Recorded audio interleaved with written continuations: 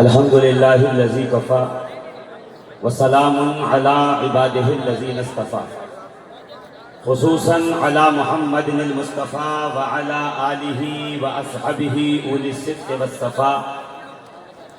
اما بعد فاعوذ باللہ من الشیطان الرجیم بسم اللہ الرحمن الرحیم واما بنعمت ربک فحدث آمنت باللہ صدق اللہ العظیم۔ اے مظہر نور خدا بلغ العلا بکمالہ، مولا علی مشکل کشا کشف الدجا بجمالہ،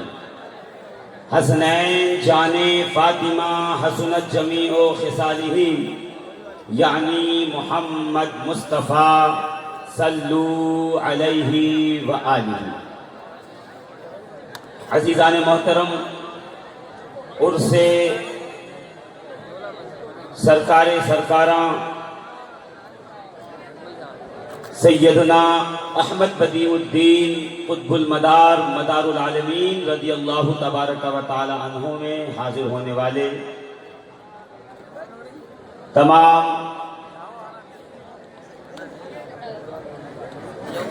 مداری محبان اہل بیت اطہار، محبان صحابہ، ہمارے لیے تو یہی اعزاز کی بات ہے کہ ہمیں مدار نے اپنے در پہ بلایا ہے،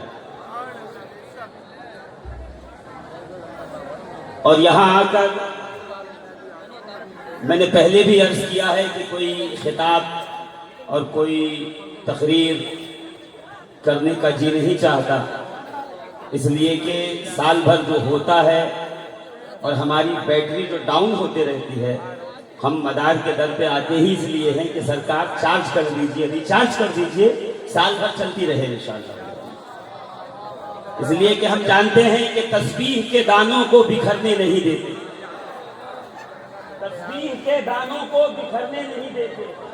یہ جسے اپنا بناتے ہیں بگڑنے نہیں دیتے۔ ہم یہاں آتے ہی ہیں کہ یہاں سے کچھ فیض مل جائے اور پھر ہماری بگڑی کی جائے۔ یہاں تقریر کرنے کی کوئی حاجت و ضرورت بھی نہیں ہے، بس یہ ہے کہ دو چار باتیں میں ضروری سمجھ رہا ہوں کہ اس وقت میں کروں، کہ بڑا چلا چلی کا وقت ہے اور میرے جو ہے یہاں سے جانے کا وقت آ گیا ہے، میں سفر پہ نکل جاؤں گا، مگر یہ ہے کہ تھوڑی دیر کے لیے سرکار کے گنبد کو، مجھے یاد ہے 2012 میں جب میں پہلی مرتبہ اس اسٹیج پر یہاں پہ حاضر ہوا تھا اور سرکار نے بلایا تھا، تو یہی جگہ ہیں اور یہی مشائخین کرام ہیں، کچھ ابھی ہیں اور کچھ اس دنیا سے تشریف لے گئے۔ اللہ رب العزت ان کی ارواح کو اعلیٰ علیین میں مقام عطا فرمائے۔ وہ میں نے خطاب میں کشتی اہل بیت پہ گفتگو کی تھی کہ اہل بیت کی کشتی کیا ہے اور اس میں ہمیں سوار ہونا کتنا ضروری ہے، الحمدللہ، اور اس وقت میں اس کی ضرورت سمجھتا تھا، اور آج میں یہ ضرورت سمجھتا ہوں کہ جتنا ضروری اہل بیت کی کشتی میں سوار ہونا ہے، اتنا ہی ضروری صحابہ کرام کے اکرام کو، تعظیم کو، عظمت کو سمجھنا۔ جہاں خارجیت اور ناسبیت اہل سنت کے اندر محفوظ پناہ گاہ بنا کے بیٹھی ہوئی ہے، وہی دبے پاؤں رافضیت بھی دھیرے دھیرے سنیوں میں گھسنے کی کوشش کر رہی ہے۔ اور چونکہ زیادہ وقت نہیں ہے اس لیے میں کہہ رہا ہوں کہ ابو بکر صدیق کی الف سے لے کر مولائے کائنات علی مرتضیٰ کی یا تک نبی کا جتنا صحابی ہے، اس کے ہر نبی کے ہر صحابی کی نالین ہمارے سروں کا تاج ہے۔ یہ میں مشائخ اور سادات کی موجودگی میں عرض کر رہا ہوں، غلط ہوں، میں غلطی پہ ہوں تو مجھے ابھی ٹوکا جائے کہ تم غلط کہہ رہے ہو، اور میں اگر سچ کہہ رہا ہوں تو میری بات کی تائید کی جائے کہ ابو بکر صدیق کی الف سے لے کر علی مرتضیٰ کی یا تک نبی کا جتنا صحابی ہے ہمارا امام ہے، ہمارا پیشوا ہے، ہمارا پیر ہے، ہمارا آقا ہے، ہمارا مولا ہے۔ اس میں پھر الگ الگ شانیں ہیں، ہمارے الگ الگ شانیں ہیں، ہمیں اس کی خبر ہے۔ کوئی کل کو یہ نہ کہے کہ آپ نے سب کو مولا کیوں کہہ دیا، تو ہم جانتے ہیں اچھی طریقے سے کہ ہمیں کب کس کو کیا کہنا ہے، اس لیے کہ ہم نے سنیت یوٹیوب کے 30 سیکنڈ کے کلپ سے نہیں سمجھی ہے، ہم نے الحمدللہ دوزانو ہو کر اپنے اساتذہ سے پڑھا، مشائخ سے سیکھا۔ ہمیں سنیت، اسلام، دین، شریعت غوث اعظم سے ملی، غریب النواز سے ملی، مختوم اشرف سے ملی۔ ہمیں دین و سنیت مدار العالمین سے ملی ہے، سرکار مدار پاک۔ مدار پاک میں جو بات کہی کون کہہ سکتا ہے؟ سترے خراس ابو علی، مذہب باشد مورا روئے علی، در جنت کا گزرم راضی نیم، جنت باشد مورا کوئے۔ کون ہے جو یہ کہہ سکتا ہے کہ جنت کی گلیوں میں بھی نہیں ٹھہروں گا؟ میں اگر ٹھہروں گا تو اے علی نجف کی گلیوں میں ٹھہروں گا، اس لیے کہ میں جانتا ہوں کہ نجف کا کتا بھی کسی پہ بھونک دے تو خدا اسے بھی ولایت عطا فرما دے۔ اگر نجف کا کتا ابو بکر سے بھونکنے والے کو نہیں بھونک سکتا۔ ہاں میں نے کہا نا، اگر نجف کا کتا بھی کسی پہ بھونک دے تو اللہ اسے ولایت دے دے، مگر نجف کا کتا بھی جانتا ہے یہ عمر کا دشمن ہے، یہ عثمان کا دشمن ہے، وہ بھی جانتا ہے کہ یہ ابو ہریرہ کا دشمن ہے، وہ بھی نجف کے کتوں کو بھی پتا ہے کس پہ بھونکنا ہے کس پہ نہیں بھونکنا۔ تو الحمدللہ عقیدے کے معاملے میں ہم پختہ ہیں۔ کچھ لوگ کہتے ہیں کہ آپ نے تو ہمیشہ علی علی کیا، اس لیے کہ اس وقت یہ معاملہ تھا کہ ناسبیوں نے جو ہے وہ گھات لگائی ہوئی تھی، اور اب ہم دیکھ رہے ہیں کہ رافضیوں نے گھات لگائی۔ ہمیں عقیدے کا پکا آدمی چاہیے، عقیدے کا پکا آدمی نہ ہو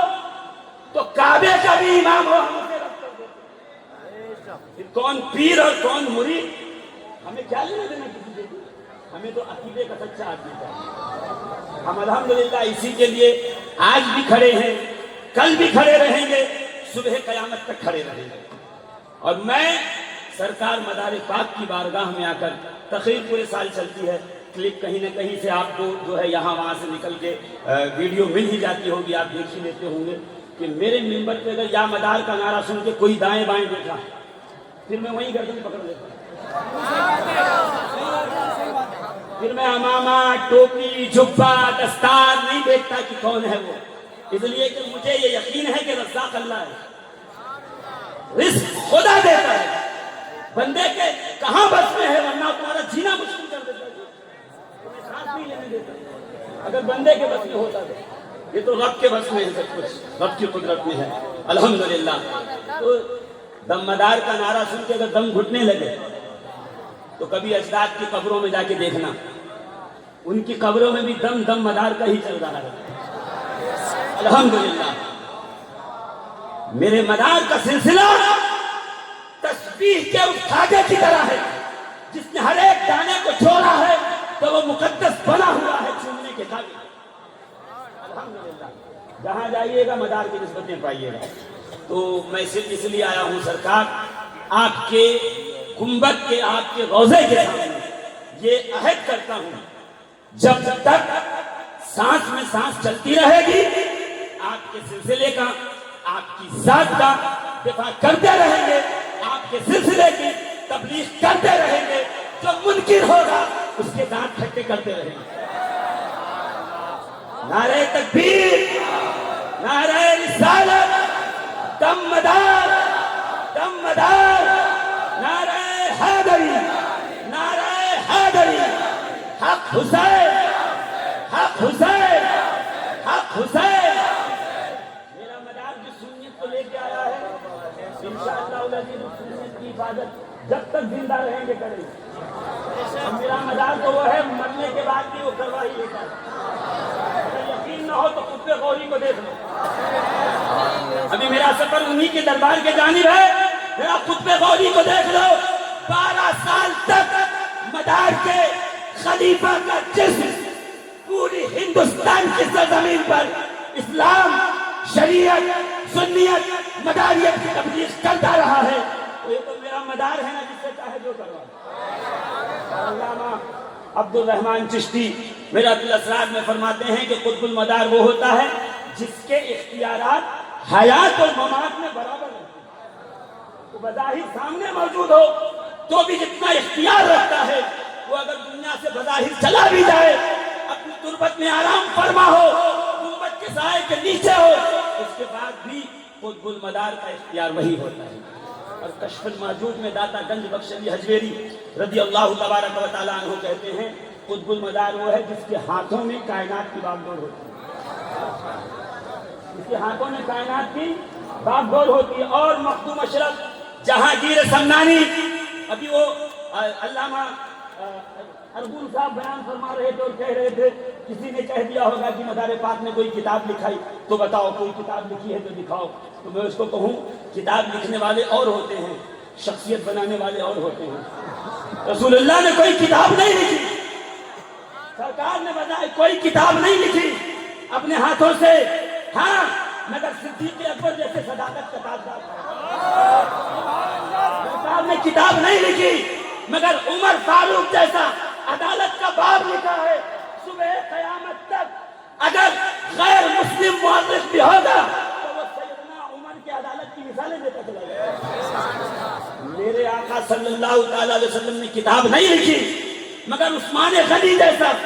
سخا کا ایک پورا چیپٹر، پورا باب لکھا ہوا ہے کہ قیامت تک جب لوگ ہاتھ اٹھا کے کہیں گے پروردگار عثمان غنی کی طرح سخاوتیں عطا۔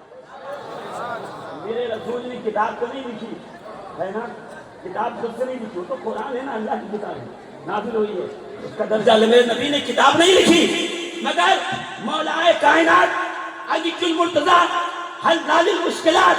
غالب کل غالب علی ابن ابی طالب کی طرح ایک ایسا سخاوت، کرامت، انوار، تجلیات کا، ولایت کا ایک ایسا باب باندھا ہے، صبح قیامت تک کوئی علی کی عین کو پہنچ سکتا نہیں ہے۔ نبی نے کتاب نہیں لکھی، شخصیتیں بنائی ہیں۔ میرے مدار کی کتاب اگر تمہیں نہیں مل رہی ہے